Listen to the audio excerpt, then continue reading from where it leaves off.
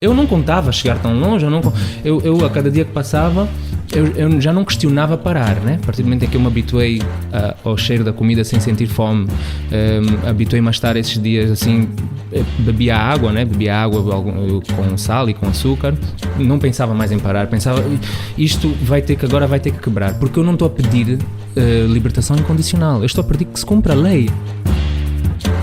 Que antes era impossível organizar-te, Daniel, porque tu tinhas 2 ou 3 pessoas, nós aqui os 3 juntávamos num sítio, os serviços de inteligência sabiam e a 4ª pessoa que viesse já era informador, já era uma pessoa que vinha condicionar a reunião e a troca de ideias. E agora esses grupos estão-se a organizar sobretudo para discutir as autarquias. Isso são as sementes. Nós o que estávamos a fazer anteriormente era tentar dar socos nos canivetes, na ponta das facas, porque havia um muro muito grande diante de nós e nós não podíamos sequer respirar se não ultrapassássemos esse muro. Agora esse muro está a ser parcialmente demolido e as pessoas estão a respirar um bocadinho mais. A natureza daquele partido faz com que seja difícil ser ele como um todo a promover a mudança, mesmo que o João Lourenço esteja imbuído de uma boa intenção. Ele continua a fazer coisas que são contraditórias com o discurso e que põe as pessoas, sinceramente, sem saber bem como interpretar, né? Então, estamos em crise, mas ele aprova decretos que vão priorizar obras no Palácio Presidencial e a construção de um novo edifício para o Conselho de Ministros e o bairro dos Ministérios e o hospital para os dirigentes. São tudo coisas que não cabem na cabeça de ninguém. Então há decisões que estão a ser tomadas por ele que põem completamente em causa o discurso de somos um país novo, a justiça vai fazer o seu trabalho, nós precisamos dos investidores estrangeiros. Se tivesse atrás apenas dos que nós chamamos de cambomboritos, aqueles mais pequeninos, como começou, estava toda a sociedade a cair em cima. Nós não queremos esses, nós queremos os principais responsáveis. Quando se vai tocar na principal família, na família que tem a responsabilidade maior pela situação em que vive o país, vem-se com essa história da perseguição. Eu acho que a coisa que acontece de ruptura na minha vida será provavelmente o hip-hop, que me leva para perto da realidade do outro lado, aquele lado que eu não via, porque eu vivia entre o centro da cidade, fins de semana ia para o sul, depois voltava para o centro da cidade e raramente tinha necessidade de sair desse globo, era para ir para o aeroporto e apanhar o avião para vir de férias. E então havia um grande desconhecimento da minha parte do que era essa realidade, e acho que essa música desses jovens que retratavam a realidade que eles tinham, tocou-me de uma forma que me fez tentar perceber melhor, lá está o meu papel nesse todo. Sente-se quando começa-se a tocar nas descobertas como agressão, imposição e violência e colonialismo, lá está, criam as tais posições extremadas. Eu acho que aqui esse debate devia ser muito mais presente. Lá acho que não é urgente ainda, não sinto essa urgência, acho que há coisas... o estômago está a pedir mais, né? Nós não conseguimos ter acesso a livros ainda.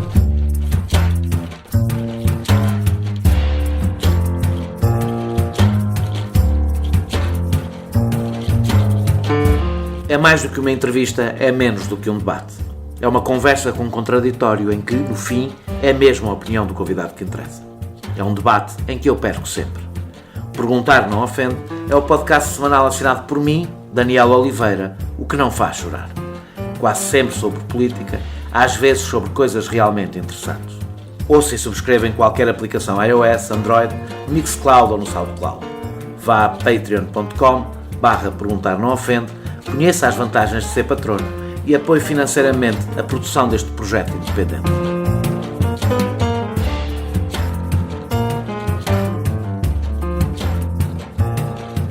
Em março de 2011, o jovem rapper conhecido como Iconoclasta cantava o seu conhecido tema Kamikaze angolano, onde José Eduardo dos Santos era atacado sem filtros. A expressão Kamikaze resumia bem o que o Lati Beirão, nome civil e cívico de Iconoclasta, se preparava para fazer naquela noite.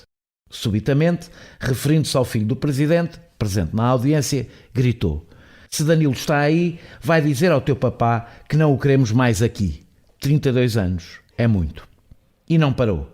Citando o cantor icónico de Angola, Paulo Flores, entoou: "Explorador dos oprimidos", e o povo respondeu: "Fora." Depois foi dizendo nomes das figuras mais poderosas do MPLA, acabando em Zé Du. E a resposta do público foi sempre esta: "Fora." 4 dias depois, aconteceria uma concentração contra o regime e era para ela que Luati mobilizava os jovens de Luanda. Numa tarja que exibiu no palco, podia-se ler: Tio Zé, tira o pé, o teu prazo expirou à bué. Filho de João Beirão, destacado quadro do MPLA que presidiu a Fundação José Eduardo dos Santos, Luati viria a transformar-se num símbolo da resistência angolana. Longe da luta pela independência e da guerra civil, uma curta e jovem classe média urbana virava-se finalmente contra a cleptocracia do seu país, roubando aos seus dirigentes o direito de se reclamarem herdeiros dos movimentos de libertação. Contra o colonialismo interno, Luati gritava a canção de Paulo Flores: e os corrompidos fora, e o patife que desvia fora. Em 2015, Luati e mais 13 companheiros foram apanhados na mais sórdida das conspirações. Aprendiam, através da leitura, como combater ditadores. Como o poder colonial, os homens do MPLA temiam o que os livros podem fazer a jovens idealistas. No dia 20 de junho foram detidos. A acusação de preparação de atentado contra José Eduardo dos Santos era tão ridícula que só contribuía para o objetivo de Luati e dos seus companheiros: impedir que o mundo continuasse a ignorar, em troca do saco de riqueza angolana, a natureza ditatorial do regime. Na prisão, Luati completou 36 dias de greve de fome, não permitindo que a sua luta fosse esquecida. Em março de 2006, foram condenados a 5 anos e meio de prisão, mas, poucos meses depois, e perante a crescente pressão internacional, o regime libertou-os. Entretanto, José Eduardo dos Santos saiu da presidência e a sua poderosa família caiu em desgraça. Luati foi mantendo a esperança, suficiente para deixar de se referir ao regime angolano como uma ditadura. Suficiente para dar o benefício da dúvida a João Lourenço. Infelizmente, não há muitas coisas que me comovam. A coragem é seguramente uma delas. Por isso, quando Angola volta a ser notícia por causa do Luanda Leaks, é com enorme orgulho que hoje tenho aqui comigo Luati Beirão. Muito obrigado, Luati, por teres aceitado participar no meu podcast. É mesmo um grande orgulho ter-te aqui. Quando compuseste o Kamikaze angolano, quando disseste o que disseste naquele concerto em 2011, em todo o teu percurso posterior a isso, provocaste o regime angolano. Era esse o objetivo, provocar o regime? Daniel, antes de mais, obrigado pelo convite. Sou grande fã teu também e por isso é que aceitei o convite, porque tenho estado a rejeitar a maior parte dos convites que me fazem para falar, sobretudo para a imprensa, porque é repetir e chover no molhado e também... Vamos tentar ver se conseguimos não chover no molhado aqui hoje. Não, eu sei que contigo há de ser diferente. Sim, aliás, eu compus esse tema em 2004 e filo com receio, por isso é que o chamei Kamikaze angolano e digo ao longo da música que é uma nota de despedida aos meus pais, porque filo com a noção do risco que estava a correr. Todos conhecíamos a natureza daquele regime que simplesmente apagava as luzes das pessoas que tentassem contestá-lo.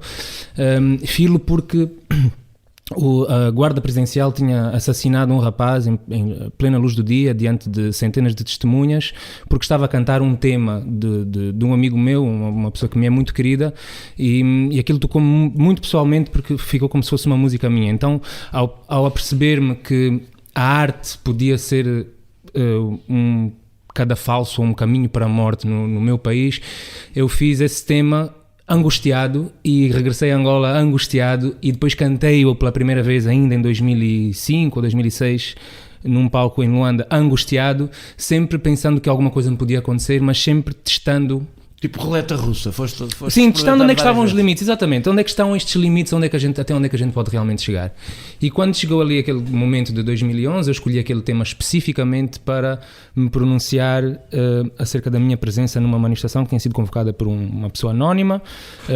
Eu inicialmente não iria participar nessa manifestação, mas foram justamente os posicionamentos oficiais e veiculados pela imprensa local de altos dirigentes do MPLA que me fez contrariar, ou seja, eles dizem que vão bater nas pessoas que querem aparecer, então agora é que eu quero ir. Eu quero ir porque, sei lá, deve ser a minha natureza algo de rebelde, posso dizer. E a partir daí, obviamente, que as coisas mudaram de tom.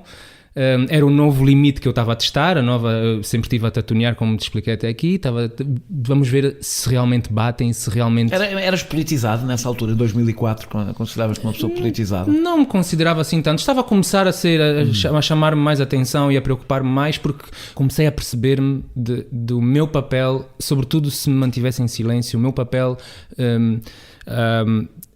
para prolongar, para perpetuar a injustiça no país. Portanto, eu sou um dos beneficiados do desequilíbrio social que foi gerado, que não foi uma coisa casual, que foi programado para ser assim. Sendo um dos beneficiários da injustiça, se eu simplesmente cruzo os braços e aceito que nasci no bom berço, a minha responsabilidade, tendo consciência dela, a minha responsabilidade aumenta. E então eu comecei a questionar a minha posição social e comecei a questionar como é que eu tinha a possibilidade de estudar fora, como é que eu tinha a possibilidade de ter acesso às coisas que estavam fechadas, as portas que eram fechadas para a maior parte dos cidadãos do meu país, e então isso começou a despertar em mim essa consciência política e essa noção do eu no espaço comum.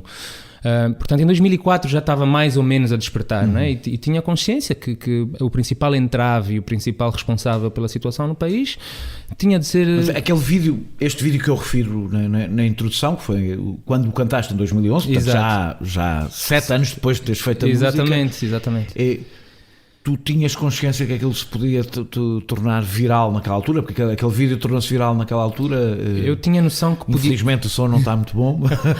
Eu tinha noção que cantá-la daquela vez, já não era a primeira vez, como te disse, mas cantá-la daquela vez, naquele momento em que havia tanta tensão por causa dessa pretensa manifestação, e tanta mobilização. O MPLA gastou muito dinheiro para fazer uma contra-manifestação nacional no dia 5, porque a manifestação foi convocada para 7 de março, o MPLA fez no dia 5. O nervosismo que existia, eu tinha noção que naquele momento a música cantada ao vivo e usada para apelar as pessoas a participarem haveria de ter um impacto diferente e havia de causar uma reação diferente. Não sei se contava com melhor ou pior, se calhar pior, porque eu temi naquele momento, eu tinha um friozinho na barriga, eu temi que não fosse sair dali.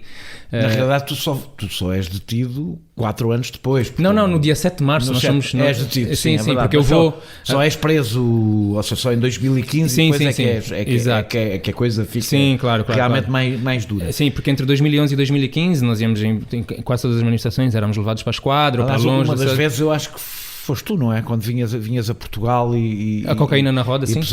Eu escrevi sobre isso, por isso lembro-me, e eu na altura até não tinha muita informação sobre ti, portanto eras um rapper, não sabia muito mais do que isso.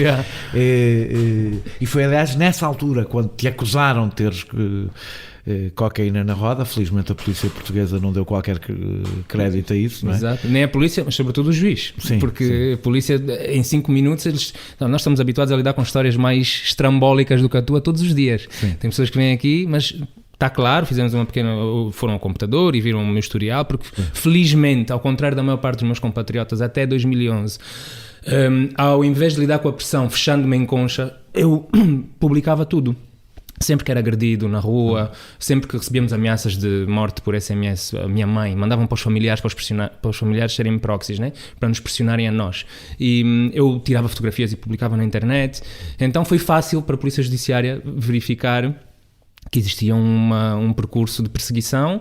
Eles disseram, nós acreditamos em ti, mas nós não podemos fazer nada, porque foi metido em marcha um processo e nós temos que te levar ao nosso superior e aí, em princípio, vais ter que responder diante do juiz amanhã. Passei a noite na Polícia Judiciária e no dia a seguir o juiz, por sorte, ou outras coisas, depois libertou-me, né? Pôs-me em, como é que era aquela medida de coação, termo de identidade e residência. A escrivã que lá estava, estou aqui há 20 anos, nunca vi, todos os dias eu vejo pessoas entrar e sair daqui, nunca vi ninguém sair com a quantidade que tu trazias, com essa ligeireza que tu estás aí para casa. Trazias que não trazias, né? Sim, pronto, estava lá, porque assim que coisas lá, a roda de bicicleta, que era isso também que eles não deviam contar que fosse, né? A bagagem ser uma roda de bicicleta, eu simplesmente toquei nela e senti logo o volume lá dentro. Que foi a polícia, as pessoas não acompanharam essa história, foi a polícia angolana que te pôs... Sim, e foi a polícia angolana que ligou a avisar que aí um passageiro com cocaína na bagagem. Enfim, felizmente para mim tudo mal feito, mas para o país é vergonhoso que nem se consiga tramar um simples cidadão, né? Pois, nem nisso o Estado é organizado. Felizmente para vocês não é muito organizado, mas... Quando estás preso e entras em greve de fome, o objetivo da greve de fome era interno ou externo? Eu nunca penso, eu não desenvolvo uma estratégia de eu se fizer isto vai ter um impacto incrível, internacional. Eu penso em tornar firme a minha posição, independentemente da consequência que ela possa ter. Para ser sincero, eu nunca pensei que eles fossem deixar passar do 7º dia. pensei que eles fossem a perceber. Primeiro, achei, bom, na arrogância, na pedância deles, vão pensar que eu vou fraquejar e que não me aguento. E poderias fraquejar, não é? Claro que podia. Não tinhas uma experiência, as pessoas não costumam ter experiência em greve de fome. Há pessoas mas eles partiram do princípio que isso ia acontecer. Eu pensei, bom, se calhar a partir do 7º dia começam a levar mais a sério. E a partir do 7º dia teve lá um médico, conversou comigo durante uns 20 minutos, fizeram-me mandar 100 km de cima para baixo, meteram-me no carro para ir para o hospital-prisão, depois a ordem mudou, voltei de novo lá para a prisão onde eu estava em Calamboloca, que é 100 km de Luanda. Pronto, no estado já de alguma fraqueza, né? Porque, bom, 7 dias sem comer é a primeira vez que eu fiz isso, espero que seja a última. E só o 12º dia que eles voltaram lá, o 19º dia, já não sei, 19º se calhar, voltaram lá e já tinha coisa transbordado, porque acho que só a partir de uma certa altura é que aquilo começou a fazer escândalo internacional. Não tenho noção porque não tinha acesso às notícias, né? Eu estava lá dentro, mas acho que só a partir de uma certa altura é que aquilo começou a fazer escândalo internacional e a partir daí, pronto, eles perderam o controle da situação. Mais uma vez, a estupidez da má gestão interna fez com que a coisa se tornasse global. Eu não contava chegar tão longe, eu a cada dia que passava... Eu já não questionava parar, né? A partir do momento em que eu me habituei ao cheiro da comida sem sentir fome, habituei-me a estar esses dias assim, bebia água, né? Bebia água com sal e com açúcar. Não pensava mais em parar, pensava, isto agora vai ter que quebrar, porque eu não estou a pedir libertação incondicional. Eu estou a pedir que se cumpra a lei. A lei não fomos nós que votamos. Os deputados que estão na Assembleia são a esmagadora maioria do MPLA. Portanto, foi o MPLA que fez esta lei passar. Portanto, eles que cumpram a lei que eles fizeram aprovar. E a lei dizia simplesmente que o nosso prazo de expedição preventiva tinha esgotado. Era uma coisa muito simples. Se eu tivesse a pedir que se o José Eduardo saísse do poder, se calhar a reivindicação era um pouco mais... maluca, né? Um pouco mais difícil de eu vencer esse braço de ferro, mas era uma coisa super singela. Eu disse, ou vocês cumprem a lei, ou vocês me convencem que eu estou a interpretá-la mal, é só isso. Mas o impacto internacional tem bastante importância. Claro que tem. Mas e em Portugal, nós não temos, como é óbvio, não temos muita consciência se o que acontece em Portugal tem peso ou não tem peso em Angola, ou seja, se há uma vantagem seguramente que tem. Em Portugal fala-se bastante de Angola, em português, na comunicação social portuguesa, há pluralismo de informação, e portanto imagino que a comunicação social portuguesa é uma fonte, sobretudo hoje com a internet, para muita gente em Angola, sobre Angola. Não sei se é tem assim impacto, ou não. Claro que sim, claro que tem impacto e claro que faz reagir. Aliás, devias acompanhar os editoriais do Jornal de Angola.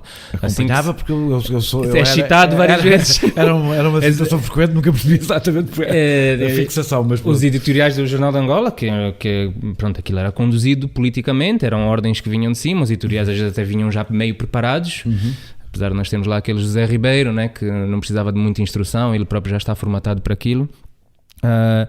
E eram barómetros suficientes para entender até que ponto qualquer pronunciamento que viesse de Portugal, não reagindo da mesma forma se viesse de França ou da Inglaterra ou dos Estados Unidos, mas vindo de Portugal, sim, provocava justamente por se falar português, por chegar a mais pessoas, por causa da história. Claro, pois. E porque é fácil fazer o discurso dos colonos, etc. Exatamente. A gente já lá irá mais no fim da nossa conversa.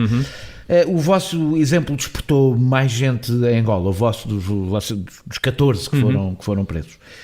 Isto contou para alguma coisa para a mudança ou ela resultou apenas da crise económica, para a mudança que assistimos recentemente? Olha, só uma pequena correção, éramos 15 primeiro, depois as outras duas que estavam em liberdade mas também eram acusadas, por isso é que chamava o processo, era o 15 mais 2, mas éramos 15. Tens razão, não eram 14, 14 eram sem ti e depois houve mais 2 presos separadamente. É assim, eu não gosto muito de fazer essa análise eu próprio. Eu acho que isso eu devo deixar a observadores, a historiadores, a pessoas que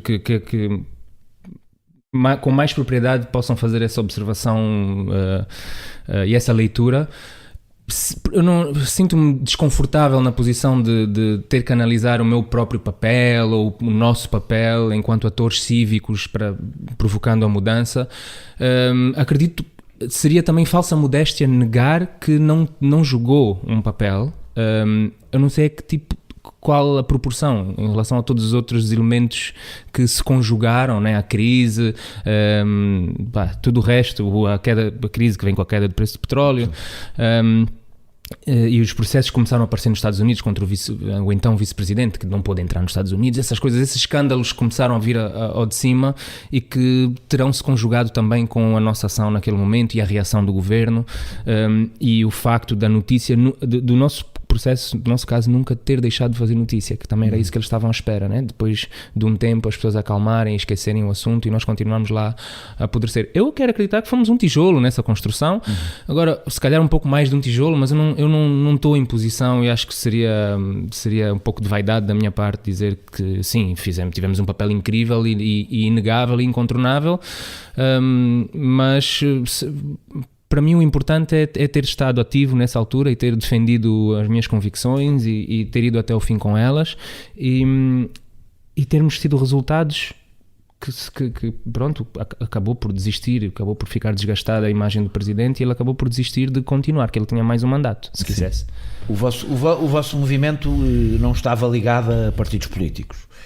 Ele deixou sementes na sociedade civil em Luanda, ou seja, está a acontecer alguma coisa de novo em Angola. Agora não estou a dizer por causa de vocês, ou seja, desde então, sim, que estas coisas depois funcionam ou não de forma como multiplicador. Aconteceu qualquer coisa na sociedade civil angolana, ou pelo menos numa parte da sociedade civil angolana, por ter havido um movimento que não estava ligado nem à UNITA, nem a qualquer outra organização de contestação ao poder?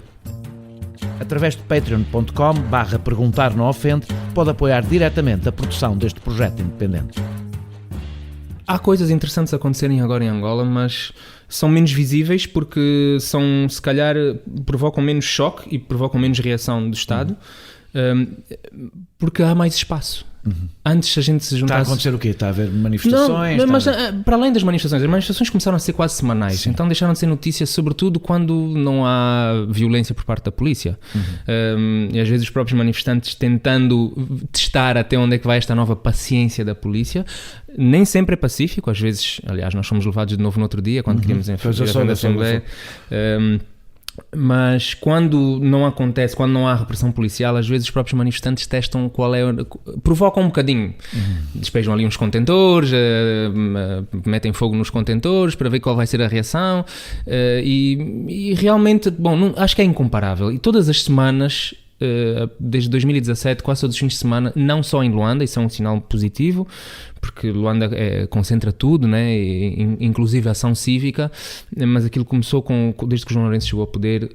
Há mais pessoas noutras províncias, sempre grupinhos pequeninos, a fazerem uso dos seus direitos constitucionais. Isso é importante. Agora, lá em Luanda, deixou de ser exclusivamente a manifestação. E está-se a fazer coisas que deviam ser super normais, deviam ser encorajadas desde sempre, porque, por exemplo, há grupos que se organizam. Sim. É que antes era impossível organizar-te, Daniel, porque tu tinhas 2 ou 3 pessoas, nós aqui os 3 juntávamos num sítio, os serviços de inteligência sabiam, e a quarta pessoa que viesse já era infiltrado. Sim. Já era informador, já era uma pessoa que vinha condicionar a reunião e a troca de ideias.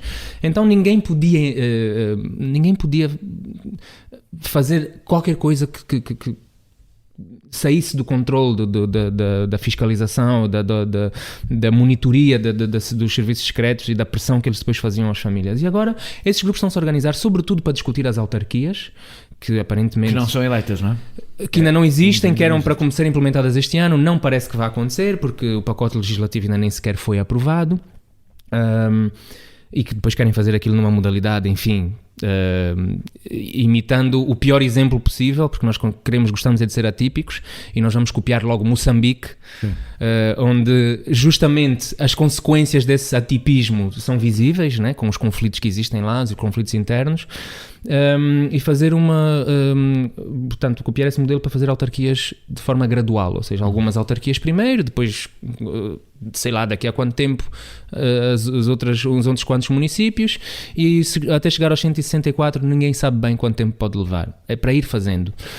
E o que estes grupos estão a contestar e começam-se a organizar, sobretudo nas periferias, eles todas as semanas, seja num espaço fechado, num recinto que lhe seja cedido, que antes não acontecia, que agora está a acontecer, inclusive espaços públicos, digo escolas e espaços do Estado, centros de cultura, espaços do Estado que antes eram simplesmente dados à juventude do MPLA, Então, estes jovens que são contestatários e que contestam o exercício do poder também estão a ter acesso a esses espaços. Não sempre, não a todos, mas se não forem nisso, eles não se fazem de rogados. Vão para baixo de uma árvore, juntam as pessoas da comunidade e conversam sobre isso e tentam incutir na cabeça das pessoas a importância das autarquias e como as leis funcionam e como cada um deve se comportar mediante o poder autárquico e o poder que cada um pode ter de se candidatar também, de ser o representante da comunidade. Eu acho isso não é tão visível porque, pronto, não causa notícia internacional. Mas até é mais importante, não é? Eu acho mais importante. Isso é grassroots, isso é aquela coisa que vai deixando... Isso são as sementes. Nós o que estávamos a fazer anteriormente era tentar dar socos nos canivetes, né, na ponta das facas, porque havia um muro muito grande diante de nós e nós não podíamos sequer respirar se não ultrapassássemos esse muro. Agora esse muro está a ser parcialmente demolido e as pessoas estão a respirar um bocadinho mais e começam a perceber a necessidade de se organizarem dessa forma, mais grassroots. Nós estamos muito atrasados em relação a qualquer país, até com a Guiné-Bissau, se a gente quisesse comparar a nível de organização de bases da sociedade civil. E continua a haver uma mentalidade, infelizmente, que é um dos nossos trabalhos também, é inverter isso, uma mentalidade de que só se vai a algum sítio se tiver o apoio de algum partido político. Tu achas que há alguma alternativa política ao MPLA? Eu acho que, sobretudo, uma democracia precisa de alternância. Eu olho para os partidos da oposição e eu não vejo que eles venham trazer uma grande diferença na forma de fazer política. E reconheço dentro de cada um desses grupos pessoas com muito valor, com boas intenções, mas o grupo como um todo é algo nebuloso e não me parece ser capaz de promover a mudança para a modernidade. O que é que aconteceu à UNITA? Bom, a UNITA continua a ser o maior partido da oposição, né? O partido mais... o pretendente mais provável de provocar alternância. Mas o que aconteceu... Enfim, as sucessivas eleições, eles acabam por aceitar as fraudes que eles próprios denunciam, acabam por ir sentar e legitimar a fraude estando ocupando os seus lugares na Assembleia, portanto, perdem a capacidade de resistir à imposição do MPLA e isso também enfraquece... E sendo assim, tu acreditas que o MPLA pode ser o MPLA a liderar a mudança? Acreditas que tem dentro de si, a gente já fala um bocadinho do João Lourenço, mas acreditas que tem dentro de si a possibilidade de ser ela a liderar uma mudança? Se calhar para começar alguma coisa, né? Eu não acreditava, a minha resposta há 2 anos teria sido impossível. Se calhar para começar o movimento de mudança, mas promover uma mudança real tenho sérias dúvidas, não acredito. Portanto, se eu bem percebo, o que começa a nascer em Angola é uma coisa como uma sociedade civil não organizada politicamente. Mas ela não é, tu disseste que começa a acontecer fora de Luanda, mas ela não é ainda, se tu reparares, mesmo na contestação inicial, 2011, nessa fase, muitas das figuras que fizeram frente ao regime eram jovens da elite de Luanda, muitos deles até, como tu, filhos de pessoas próximas do regime. Isso diz que não há propriamente um movimento popular em Angola. Eu não diria, não havia assim tantas figuras como isso, tantas figuras da elite a contestarem o poder. Mas havia algumas, pelo menos, muito que isso era poucas, novo. Daniel. Olha, essas pessoas começaram a aparecer mais justamente depois da nossa prisão. Quando eu estou a elite, estou a falar de pessoas como tu, não é? Sim, Portanto, mas não havia. As pessoas, por mais que elas apoiassem, por mais que elas concordassem com isso, o receio de se pronunciarem publicamente, de se virarem contra os seus, de sofrerem as consequências que todos conhecemos naquela cidade e que eles viam acontecer comigo, era tanto que eu não me lembro assim de mais 2 ou 3 pessoas da elite que se tomassem posições concretas, e digo de famílias que venham do poder. Sim. Não estou a falar de famílias que vêm de partidos da oposição. Eu estou a falar de famílias que emanam do coração do poder político. Estas pessoas começaram a aparecer mais depois da nossa detenção e sobretudo na fase da greve de fome, em que participavam em vigílias filhas e filhas de generais e de pessoas altamente proeminentes dentro do regime, mas eu concordo contigo e acho que isto até foi propositado. Os nossos movimentos, podemos dizer assim, não eram organizados, mas propositadamente, porque aquele regime está habituado a lidar com grupos com lideranças. eles vão às lideranças e tentam 3 métodos, né? Primeiro tentam corromper, se não funciona vão com a intimidação e depois com a eliminação. E isso foi algo que causou muita confusão. Eles tentarem, identificam os líderes, perguntam quem são, ninguém se identifica como tal, depois eles próprios identificam as pessoas e prendem essas pessoas ou põem, a dada altura, mesmo que simbolicamente, tu eras o líder no sentido simbólico, eras aquele que se calhar a figura mais falada, mais reconhecida, porque eras músico, porque eras filho de alguém do, exatamente, do próximo pronto, do regime, pelas várias razões tu que achas forem. que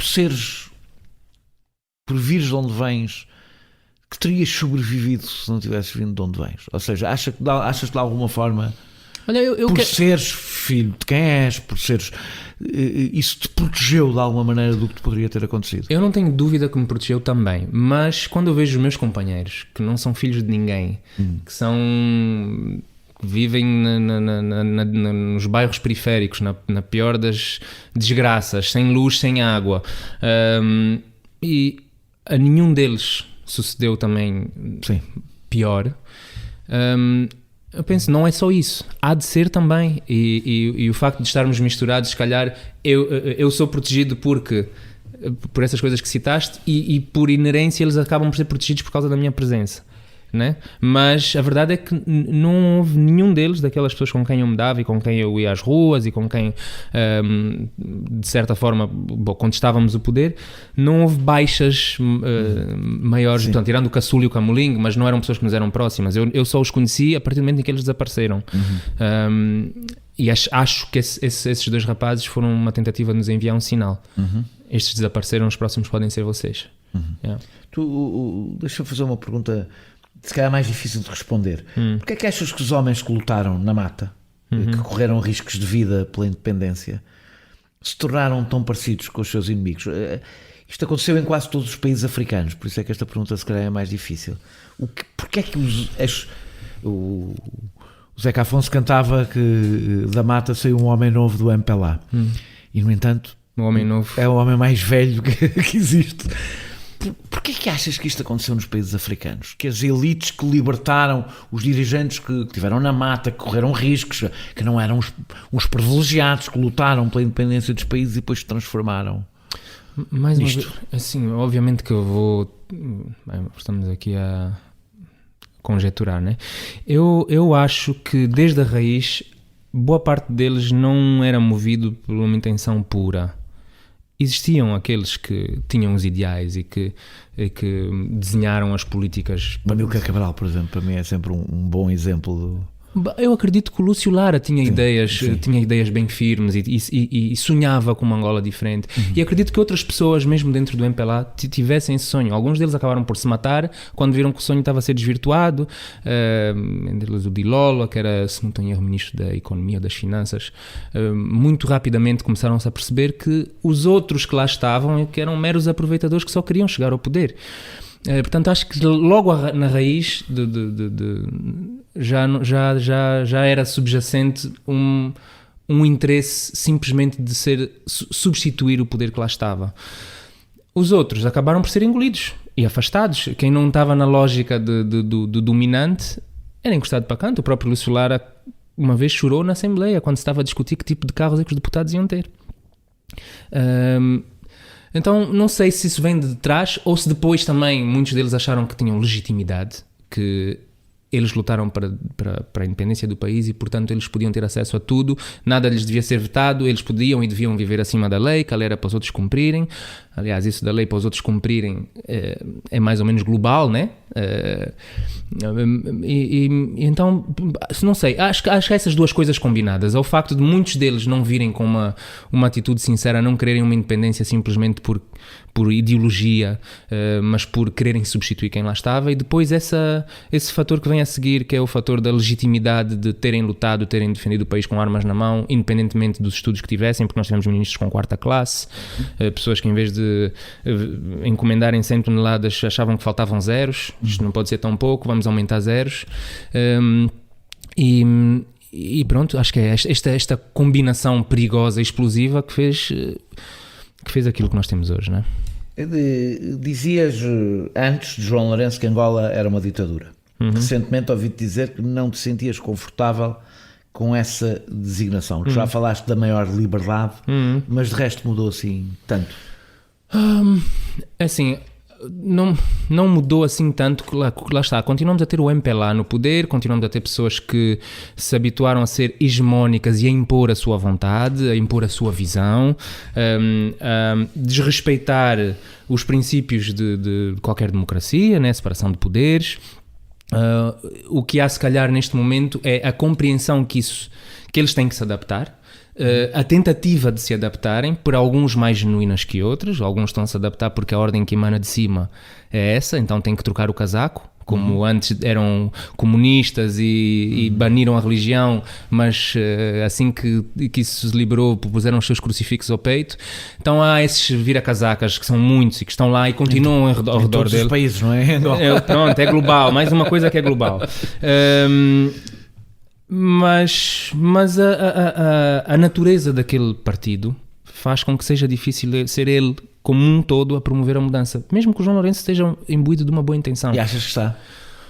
Continuo na dúvida, porque ele dá uma no prego, uma na ferradura. Ainda lhe dás o benefício da dúvida. Continua a dar. Ele continua a fazer coisas que são contraditórias com o discurso e que põe as pessoas, sinceramente, sem saber bem como interpretar, né? Então, estamos em crise, mas ele aprova decretos que vão priorizar obras no Palácio Presidencial e a construção de um novo edifício para o Conselho de Ministros e o bairro dos Ministérios e o hospital para os dirigentes. São tudo coisas que não cabem na cabeça de ninguém.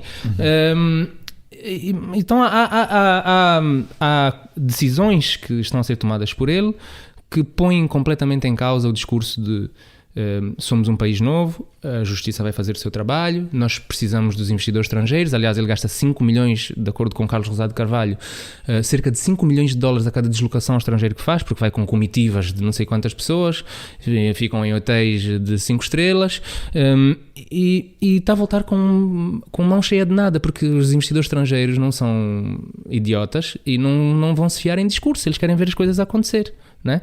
E as coisas ainda não estão a acontecer e vão levar tempo para acontecer, porque no domínio do social, para convenceres que a justiça está a funcionar, não é prender um ministro, não é condenar um ministro. Vai levar tempo até haver a credibilização do sistema de justiça, sobretudo quando são os mesmos juízes.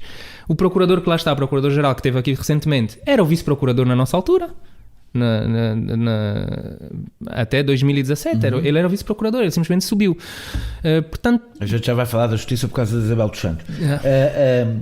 Mas há bocado estavas a falar da maior liberdade, as pessoas reúnem-se, organizam-se, etc. E liberdade de imprensa? Sim, então, é assim, nós antes tínhamos aqueles... José Eduardo cultivou aqueles jornais que ele chamava de pasquins, que sempre sempre criticaram e sempre acusaram e sempre fizeram, de facto, um jornalismo também um pouco medíocre, né? Só baseado na acusação gratuita, e eles existem, estão aí, com mais ou menos dificuldade eles sempre existiram.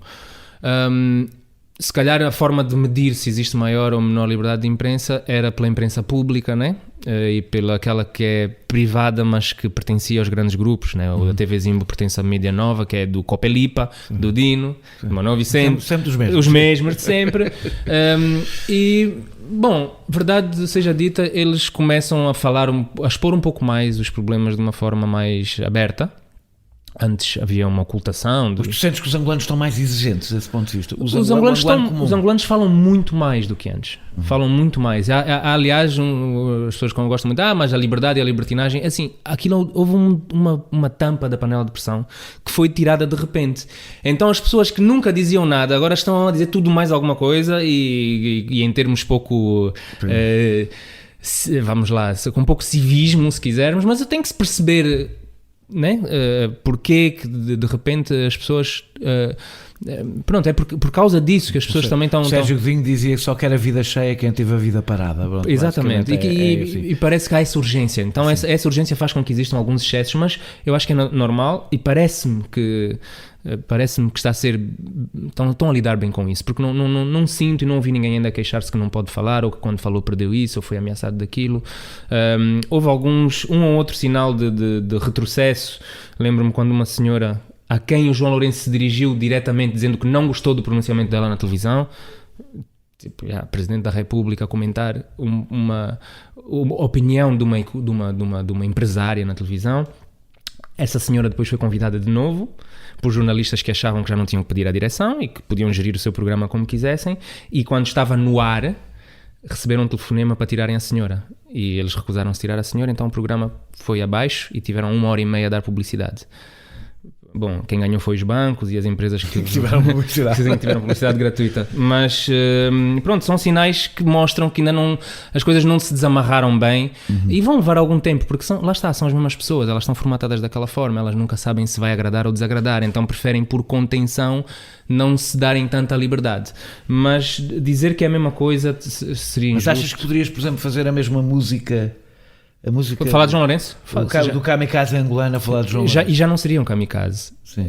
E tem músicas a serem agora a falar de João Lourenço. Tem pessoas a fazerem músicas. Agora sai a notícia da Isabel.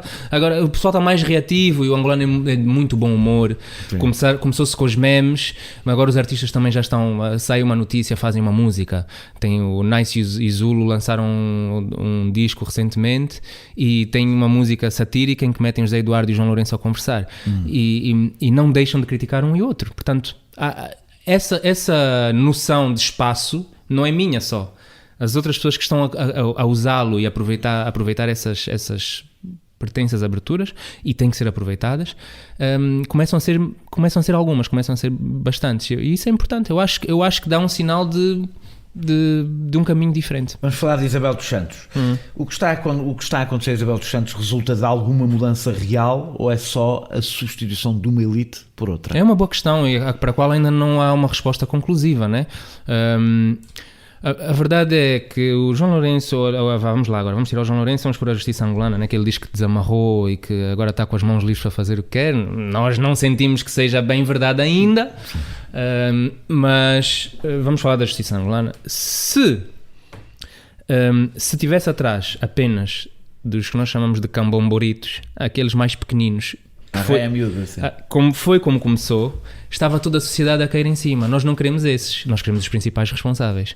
Quando se vai tocar na principal família, na família que tem a responsabilidade maior pela situação em que vive o país, vem-se com essa história da perseguição. E tu achas que não há argumentos para dizer? A Isabel dos Santos não tem razão nenhuma em dizer que há perseguição política? Até pode ter alguns argumentos para dizer que... A verdade é que a família, antes disto acontecer, a família dela caiu em desgraça primeiro, não é? Ou seja, a ordem dos fatores não foi... Ela foi apanhada e caiu em desgraça. Não. Eles caíram em desgraça e ela foi apanhada. Certo.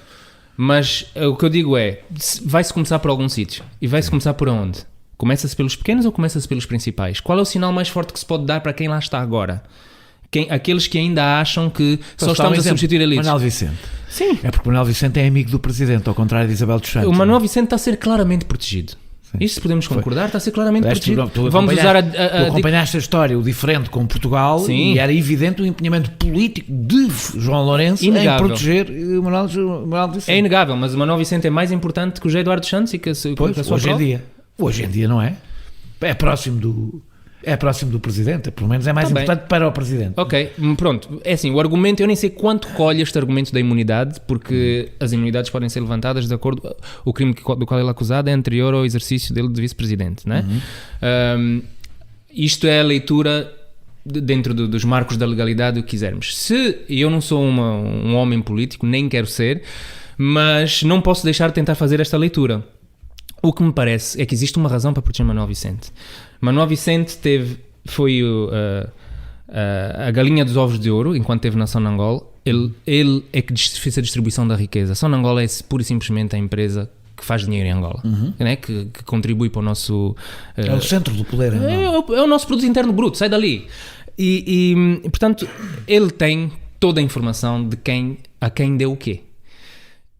Eu quero, ou pelo menos estive até aqui a tentar acreditar. Se calhar a burrice da Isabel dos Santos é que deu demasiado a ela própria e pouco aos outros. E uma das burrices foi meter-se no mundo das empresas públicas, né? Porque enquanto estava com as empresas privadas, algumas das coisas que podem ser consideradas tráfico de influência estariam ali na margem do que é que pode ser considerado crime ou não, mas a partir do momento em que ela faz essas transferências de dinheiro público para empresas dela, sem uma justificação, porque a gente vê aquelas faturas que dizem serviços de consultoria, 180 mil euros, faz favor. Mas pronto, o Manuel Vicente é um caso e nós vamos ter que continuar a bater nesta tecla para pôr em causa e para pôr à prova o discurso da liberdade e da isenção da justiça. E a defesa deles neste momento tem sido qual? Ele está sob o manto da imunidade que a Constituição lhe garante até 2022. Vamos ver.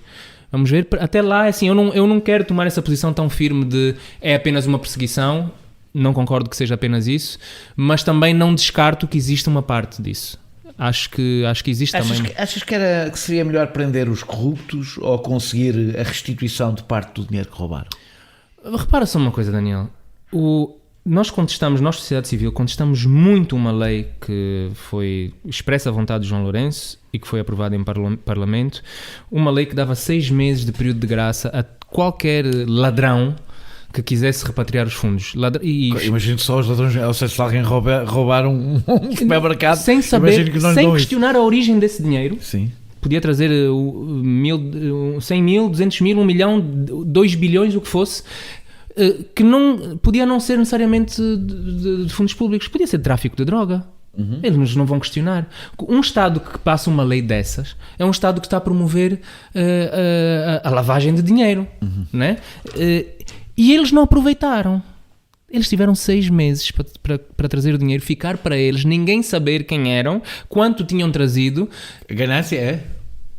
A ganância, e eu acho que a sensação de impunidade, acharem que não lhes vai acontecer nada. E as duas coisas que citaste, e acho que mais uma. Acho que eles sabem o sistema que criaram em Angola e eles não confiam no próprio sistema. Ou seja, eles iam pensar, se calhar, eu trago isso, ele diz agora que não me vai mexer no dinheiro, mas uma vez que o dinheiro estiver lá, ele arranja-me uma desculpa para me tirar o dinheiro. Então essa incerteza na palavra dada, na validade daquela lei. Tu ouviste a mensagem da Tchizé à irmã, aquela que sim. ocorreu?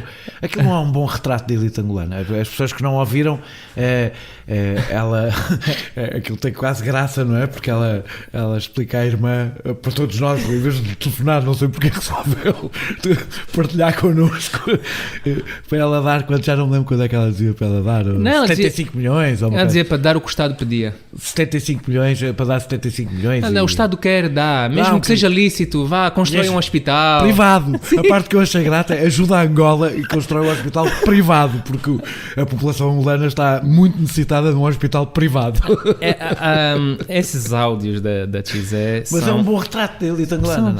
São muito ilustrativas da desconexão completa que eles têm com a realidade. Eles viveram dentro de uma bolha que durante anos aquilo nem sequer teve o alfinete por perto. Porquê é que tu não ficaste nessa bolha? Porquê é que não és dessa bolha? Olha, eu acho que parte dessa Nasceste no mesmo dei-me com eles todos, eu dei-me com eles todos, andamos juntos na escola, fui colega da filha do, colega não de turma, mas éramos amigos, da filha do Copelipa, e se calhar de outros, mas dei-me com os outros filhos dele que não andavam na escola. Enfim, a gente era um grupo pequenino de pessoas que pertencia a essa elite. E houve uns anos, entre os meus 14 e os meus 17, em que eu estava naturalmente a gravitar para aí. Eu acho que a coisa que acontece de ruptura na minha vida será provavelmente o hip-hop, que me leva para perto da realidade do outro lado, aquele lado que eu não via, porque eu vivia entre o centro da cidade, fins de semana ia para o sul, depois voltava para o centro da cidade e raramente tinha necessidade de sair desse globo, era para ir para o aeroporto e apanhar o avião para vir de férias. E então havia um grande desconhecimento da minha parte do que era essa realidade, e acho que essa música desses jovens que retratavam a realidade que eles tinham, tocou-me de uma forma que me fez tentar perceber melhor, lá está, o meu papel nesse todo, nesse universo, nessa bolha para a qual estava a ir. Portanto, recusei-me a continuar a caminhar para lá, mantive-me assim, digamos, num posto intermédio, num limbo, não é? Sim, e obviamente que depois distanciei-me porque percebi-me que aquilo não era o sítio para estar.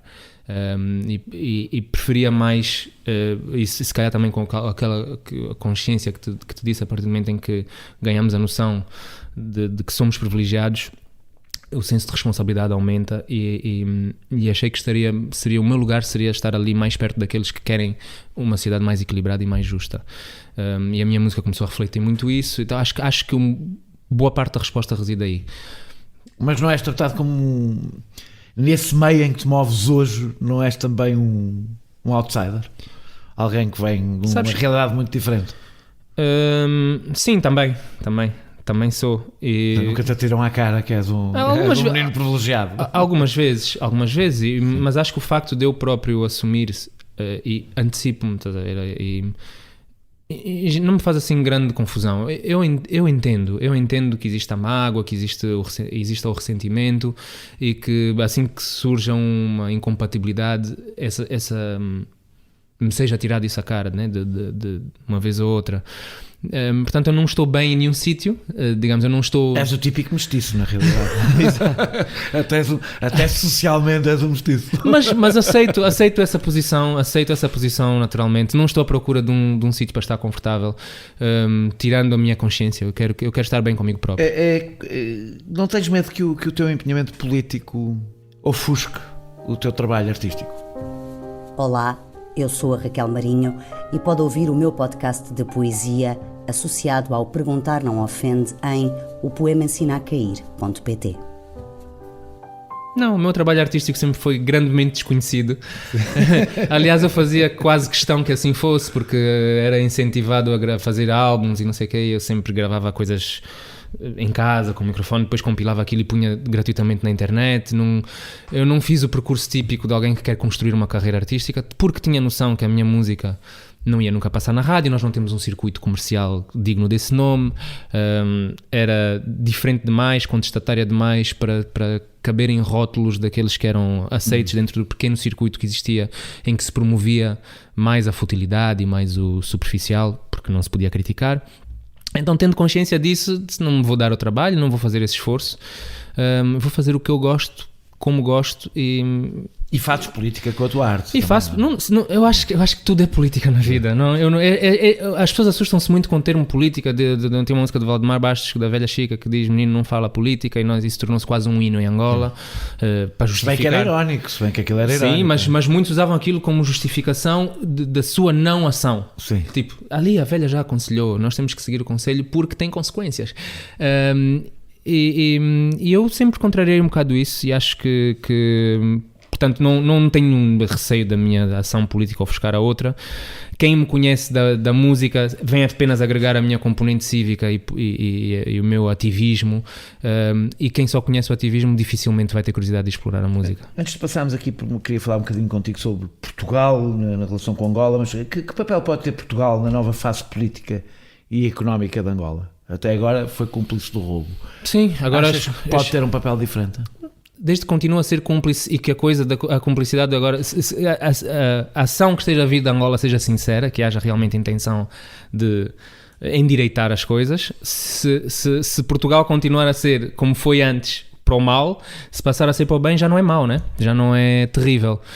Que ajudem nas investigações, que não se protejam as pessoas só porque trazem muito dinheiro para cá e porque injetam dinheiro na economia portuguesa. Era preciso que eles também fossem um pouco envergonhados pela imprensa local, continuassem a ser envergonhados pela imprensa local, e que... Ainda são muito poucos, porque também são quase todas as empresas, esse é que é o problema, grandes, as maiores. Pois, infelizmente, mas acho que era preciso que essas pessoas tivessem um pouco de vergonha na cara, né? Alguns estiveram em grandes postos europeus e depois para consultoras e continuam simplesmente sem... Estás a falar do por exemplo, do Durão Barroso, sim, mas vocês tiveram ministros... Que teve um grande papel nesta... Claro que sim, vocês tiveram ministros, pelo menos 2 ou 3 ministros dos negócios estrangeiros que depois tornaram-se consultores ou presidentes de banco, ou coisa assim. Um deles que não fez nada disso foi pedir desculpa a Angola por ter a haver processos de investigações. Sim. Enfim, esse tipo de... prostituição política. Seria bom que fosse levantado vezes suficiente para que deixasse de acontecer, para que passasse a ser vergonhoso acontecer. Eu não sei se tens acompanhado o debate em torno do racismo em Portugal, não sei se tens... Mais ou menos, um pouco distante, mas tenho mais ou menos seguido. Houve o caso daquela gente... Cláudia Simões, não é? Portanto, da agredida pela polícia. Exatamente. E agora com a Joacine, o caso de... Sentes que há racismo em Portugal? O racismo há em todo lado, não vamos aqui pôr paninhos quentes, e em Portugal não é diferente. Depois se calhar a gente não temos termos comparativos, né? Temos a nossa impressão, se vamos à França sentimos um pouco mais, se vamos à Inglaterra sentimos um pouco mais, mas dizer que não existe em Portugal seria querer tapar o sol com a peneira, e o problema primeiro tem que ser admitido para poder ser para se poderem desenvolver políticas para o combater. Sempre existiu, não sei se alguma vez deixará de existir, a verdade é que nós não devemos aceitá-lo só porque sempre existiu. Dizer que não existe racismo em Portugal para mim é completamente falso. Portanto temos que aceitar, existe, e há casos desses que vêm... Os angolanos que tu conheces em Portugal, e imagino que conheces bastantes, não é? E qual é a sensação que têm em relação a isso em Portugal? Eu acho que é uma sensação generalizada, todo mundo, a maior parte das pessoas concorda que há racismo em Portugal. Depois é os níveis, né? Uns acham que é super exacerbado, outros acham que é um pouco mais discreto e não se sente assim tanto no dia a dia, mas em casos pontuais, né? Quando se vai procurar um emprego, parece que está tudo encaminhado para um sítio, parece que as coisas estão afuniladas, e nem sei se ainda é como na altura em que eu estava mais cá, que preto é para a obra. Não tem cá ser engenheiro, ser doutor, desculpa, se chegaste aqui, vieste imigrado aqui lá, é porque chegaste com visto de turismo e agora queres ficar por aqui, queres trabalhar, vais para a obra. Ou para a Caixa do Continente, ou para essas coisas, né?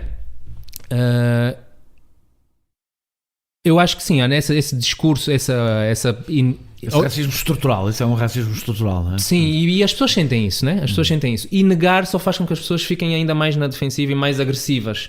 Tipo, estão-me a negar o óbvio. Está aqui diante de toda a gente e as pessoas continuam a dizer que isto não é racismo, que isto não é discriminação, que isto não são barreiras criadas para impedir a ascensão social de uma pessoa que não esteja com a pigmentação que eles gostem, eu gosto que seja mais familiar, mais próxima, mais querida. Existe. Temos que assumir, temos que admitir e só depois daí é que podemos dar espaço. Achas que há algum assanhamento contra a elite angolana, Isabel dos Santos incluída em Portugal? Assanhamento como assim? Ou seja, há uma agressividade especial, há uma maneira de olhar para os ricos angolanos. Eu não sei se sabes que a Avenida da Liberdade a dada altura era chamada a Baixa de Luanda. Sim. De facto era verdade que era sobretudo frequentada por angolanos ricos. Que a maneira como os portugueses olham para os angolanos ricos é diferente da maneira que olham para os portugueses ricos, por exemplo.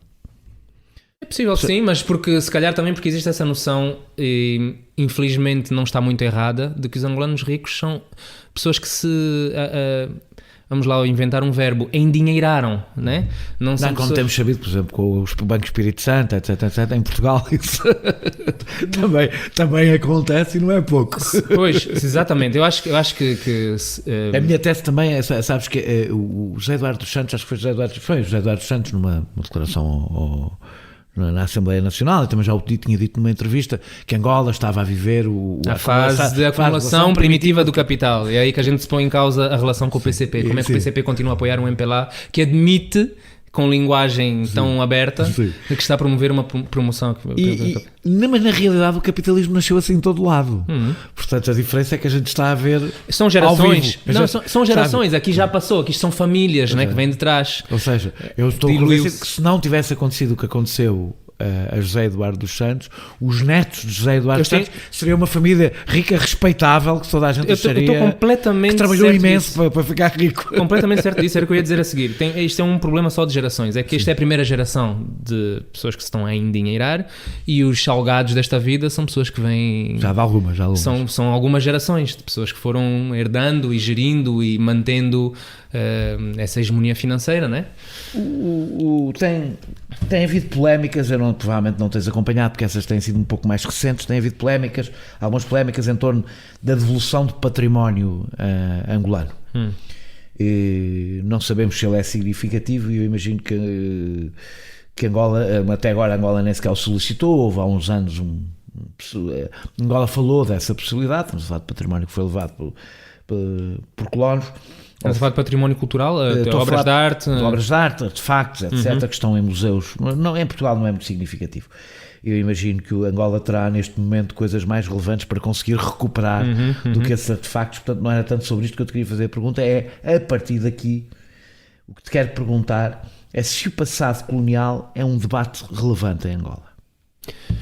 Assim, tudo que cause celeuma, tudo que cause incómodo e que desperte posições acirradas, eu acho que continua a ser um debate relevante. E eu acho que... E Angola tem-no? É costume a memória colonial ser um assunto político em Angola? Já não é? Não, a memória colonial é evocada quando é para legitimar ações da elite atual, sim, ou para se defender de opiniões sobre Angola que venham de fora. Sim, eu já fui chamado pró-colonialista, portanto, então, no Jornal de Angola. Exatamente. É unicamente nesses por acaso foi escrito por um branco português, mas pronto. Zé Ribeiro. Exatamente. Não acho que exista esse debate, se calhar não é prioritário. Acho que para os angolanos há coisas muito mais urgentes. Mas é uma questão fechada. É uma questão fechada, mas eu não diria que seja uma questão tabu. É uma questão fechada, acho que simplesmente por não se considerar o assunto de cariz prioritário para se discutir. E porque também não estávamos habituados a discutir coisa nenhuma. Essas coisas das discussões e dos debates abertos estão a ser... é algo mais recente. Se houvesse um debate anteriormente, iam-se chamar para os painéis de discussão, aqueles que tinham posição bem definida e contra, para manter a narrativa do mauzão versus a vítima, né? Eu simplesmente considero que não é ainda o assunto, não é algo que... Nem sequer a guerra civil. Não sinto que seja, mas quando vem ao de cima, queria extremar de posições e aí se percebe que é um assunto que deve ser discutido. É a mesma coisa que acontece aqui quando se fala do racismo, extremar de posições. As pessoas são logo estúpidas, que têm uma opinião, não sei, que são estúpidas, os outros também são... O colonialismo, que é talvez, aliás, o passado colonial de Portugal é uma coisa, na minha opinião, muito pouco discutida e que está na base, é o subtexto de muitas discussões sobre o racismo, que não é explicitado, que é a relação, estamos a falar de um país onde uma parte não negligenciável da população é descendente de ex-colonos, não é? Ou descendente, ou mesmo pessoas que vieram da África, é mesmo muita gente, não é? E pessoas que estiveram na guerra colonial, não é? Portanto, é uma coisa... Mas eu acho que aqui em Portugal essa discussão... E Portugal é um bocadinho menos, é um país menos jovem do que Angola. Ou seja, Angola tem muita gente, a percentagem de jovens é muito maior do que cá. E eu acho que cá, em que já há cultura democrática há muito tempo e que já há abertura e já há pluralidade de opinião que é aceita e que existe liberdade de imprensa, eu acho que cá esse tipo de debate deveria ter muito mais espaço, né? Devia ser muito mais questionável a narrativa das descobertas, né? Que é a linguagem que é usada, né? Das descobertas. Raramente se ouve e sente-se quando começa-se a tocar nas descobertas como agressão e imposição e violência e colonialismo. Lá está, criam as tais posições extremadas. Eu acho que aqui esse debate devia ser muito mais presente. Lá acho que não é urgente ainda, não sinto essa urgência, acho que há coisas... o estômago está a pedir mais, né? Nós não conseguimos ter acesso a livros ainda. As poucas livrarias que existiam estão a fechar. É cedo para discutirem o que está nos livros e quando ainda nem sequer os têm, não é? Quando ainda nem sequer temos os livros, mas ainda nem sequer temos o alimento para manter o cérebro ativo. Sim. E para podermos fazer o exercício intelectual necessário, né? para levantar estas questões e para saná-las ou de alguma forma viver mais em paz com elas. Acho que aqui sinto que poderia haver mais. Muitos portugueses sentem que há muitos portugueses que vivem, não sei se é ilusão ou não, vou-te perguntar, que são lembrados com saudades em Angola. Muitos portugueses são lembrados com saudades? Não, que muitos portugueses sentem que Portugal é lembrado com saudades em Angola. Isso, assim, seguramente... Que os angolanos têm uma relação muito carinhosa com Portugal. É verdade, sem ser politicamente correto? Não, é assim, lá está, é a tal coisa de amor e ódio. Sim e não. Nós acompanhamos as notícias em mais de Portugal, que a gente vê. Né? Do Brasil são mais as novelas. A política que não é de Angola, que mais se acompanha, é de Portugal. por inerência, porque estamos a ver os canais portugueses de informação. Eu acompanhei isso em Cabo Verde, e em Cabo Verde é impressionante porque acompanham a política portuguesa ao mais em pormenor, não é? Em Angola, assim, sobretudo nas elites, não é muito diferente, mas se tu vires, mesmo nos bairros periféricos, todos têm antenas parabólicas para contornar aquele obstáculo, né, que era a nossa imprensa, que nos dava informação truncada. E portanto o que vem é em português, não é? Exatamente. Desculpa, agora perdi-me um bocadinho no raciocínio. O que estou a dizer é que se há uma relação especial com Portugal, estás a dizer uma relação de amor e ódio. Há pessoas sim que acham e que dizem e que defendem abertamente que pelo menos no tempo colonial as pessoas trabalhavam e a vida era mais arejada, era mais... Obviamente que isso faz parte, pessoas que fazem parte de um grupo que era menos atingido, menos excluído. Portugal teve uma política de identidade ali com a questão dos assimilados, em que obrigavam as pessoas a abdicar dos seus costumes, da sua maneira de estar, para terem acesso à escola, à educação. Era a elite e portanto angolana, essas pessoas... eu não sei se posso dizer e afirmar de boca cheia que exclusivamente essas pessoas têm alguma recordação de em tempos que viveram um bocadinho mais folgados, apesar da injustiça de estarem no seu país e serem dominados por pessoas que eles viam como estrangeiros, né? E algumas vezes têm esse discurso saudosista.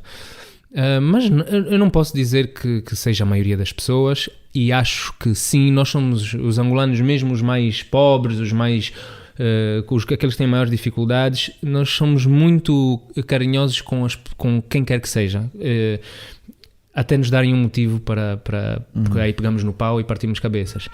Então digo que há momentos em que assim, se houver um caso em que há um português que se comporte, que tenha um discurso que traga à liça ou traga à memória posicionamentos de Portugal do antigamente enquanto estava em Angola, sentimos imediatamente que há uma generalização. Os portugueses que vêm aqui, que vêm achar que continua a ser o antigamente, que continuam a querer pisar em nós e não sei o quê, nós devemos partir a cara desses gajos, nós devemos partir para a violência porque esses continuam a não nos respeitar. Portanto, há esses momentos, esses focos de tensão que às vezes partem de uma da ação ou da atitude de uma pessoa que lá está, mas na generalidade eu sinto que se convive pacificamente, não há atrito, não há uma coisa de conflito. Muito obrigado, Luati, por teres aceitado participar nesta conversa. Gostei muito de falar contigo. Um grande prazer, Daniel. Nós regressamos para a semana com outro convidado. Este episódio teve a produção de João Martins, pesquisa de Filipe Avala, música de Mário Lajinha e ilustração de Vera Tavares.